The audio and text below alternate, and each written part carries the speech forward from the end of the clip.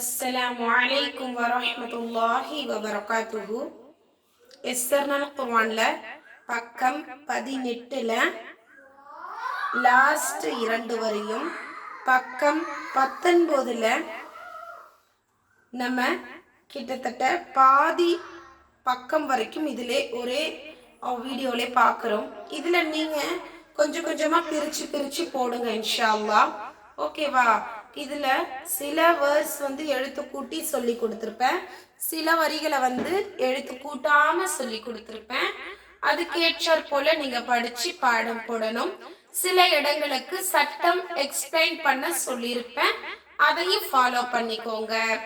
Okay, Dawood தஸ்மியா ஓதலாமா? أعوذ بالله من الشيطان الرجيم.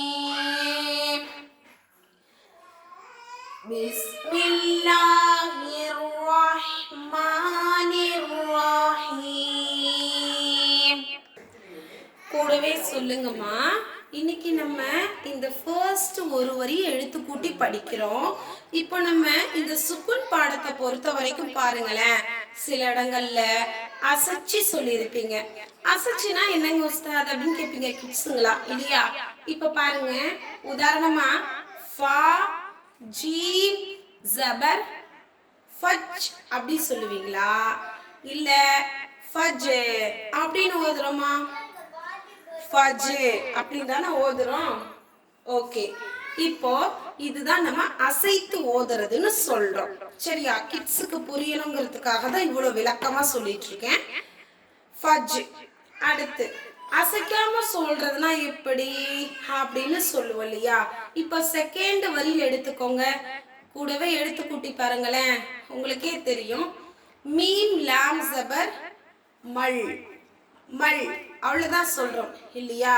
இது நம்ம எப்படி சொல்றது இல்ல, மல்லு அப்படின்னு என்ன செய்யறது இல்ல, சொல்றதும் இல்ல, சொல்லவும் கூடாது.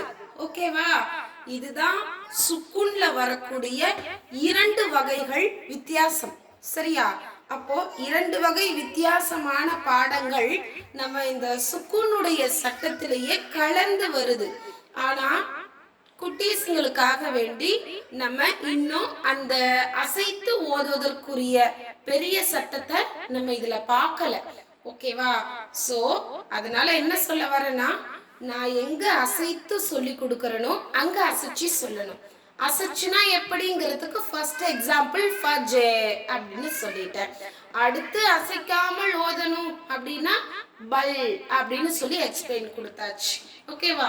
இப்போ ஃபர்ஸ்ட் வரி ஃபுல்லுமே நம்ம அசைச்சி தான் படிக்க போறோம். ஏன்னா அசைத்து ஓதுவதற்குரிய சட்டம் தான் இங்க வந்திருக்கு.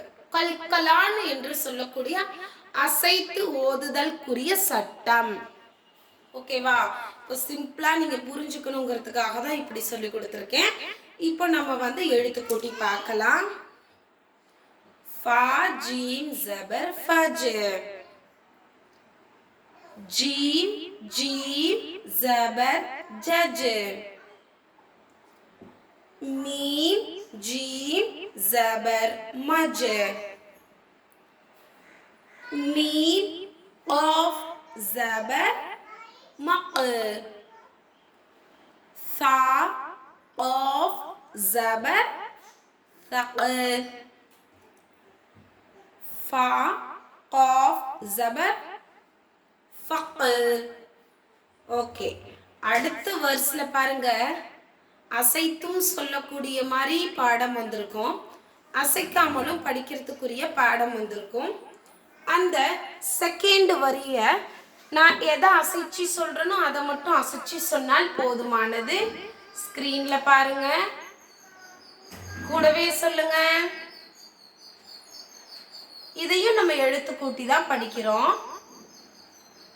பா காஃப் ஜபர் பக், பா லாம் ஜபர் பல், மீம் லாம் ஜபர் மல், தா லாம் ஜபர் தல், காஃப் லாம் ஜபர் கல், காஃப் ரா ஜபர் கர். அடுத்து மூன்று வரிகளையுமே நம்ம எழுத்து கூட்டாமல் ப்ராக்டிஸ் பண்ணுறோம். இதில் பாருங்கம்மா, நல்லா கவனிச்சுக்கோங்க. உங்களுக்கு எழுத்து கூட்டி படித்து பார்த்தா தான் பாடம் வருது அப்படின்னா நீங்கள் அதுக்கேற்ற மாதிரி ப்ராக்டிஸ் பண்ணிக்கலாம். ஃபர்ஸ்ட் நீங்கள் எழுத்து கூட்டி படித்து ப்ராக்டிஸ் பண்ணிக்கோங்க.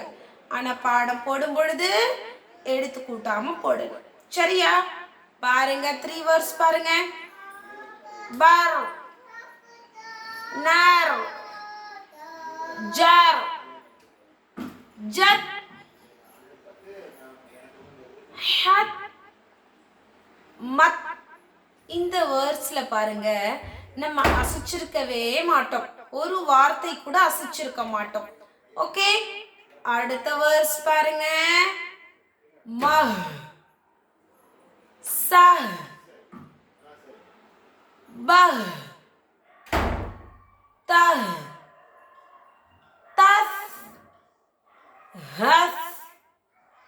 நெக்ஸ்ட் வேர்ட்ஸ் பாருங்க. கஸ், ஃபஸ், ஃபஹ், சஹ், ஷஹ். அந்த ஹாவுடைய உச்சரிப்பு நல்ல போல்டா சொல்லுங்க. ஷஹ். என்னது? ஷஹ். இந்த ஹா நல்ல போல்டா வரணும். சரியா? இந்த ஹாவுக்கும் இந்த ஹாவிற்கும் நிறைய வித்தியாசங்கள். ஷஹ், ஷஹ். Okay okay. அடுத்து பாருங்க, இந்த 2 வேர்ட்ஸ் நம்ம எழுத்து கூட்டி ப்ராக்டிஸ் பண்ணிக்கிறோம். சொல்லுங்கம்மா கூடவே.